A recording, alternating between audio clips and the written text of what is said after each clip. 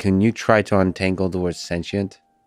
Yeah, so that's a good question. I think what is most abundant depending on how long it survives. So if you look at us as an example, we do have conscious and we do have technology, but the technologies that we are developing are also means for our own destruction, as we can tell. Yes. You know, we can change the climate if we are not careful enough. We can go into nuclear wars. So we are developing means for our own destruction through self-inflicted wounds. And it might well be that creatures like us are not long-lived, that crocodiles on other planets live for billions of years. They don't destroy themselves, they live naturally.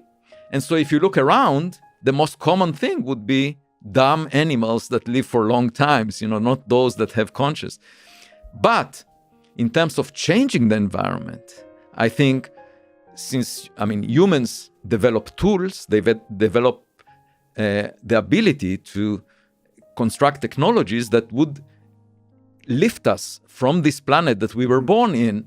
And that's something animals without a consciousness cannot really do. And so in terms of looking for things that are that went beyond the circumstances they were born into, I would think that even if they're short-lived, these are the creatures that made the biggest difference to their environment, and we can search for them. Even if they're short-lived, and most of the civilizations are dead by now. Yeah. Even if that's the case. That's sad to think about, by the way.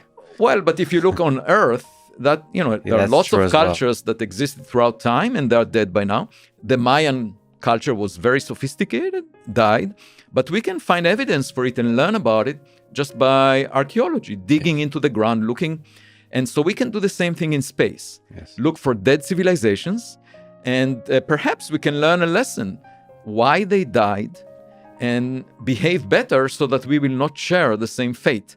So I think, there is a lesson to be learned from the sky. And by the way, I should also say, if we find a technology that we have not dreamed of, that we can import to Earth, that may be a better strategy for making a fortune than going to Silicon Valley or going to Wall Street. Yeah. Because you make a jump start into something of the future. So that's one way to do the leap, is actually to literally discover versus come up with the idea in our own limited human capacity, like a cognitive capacity.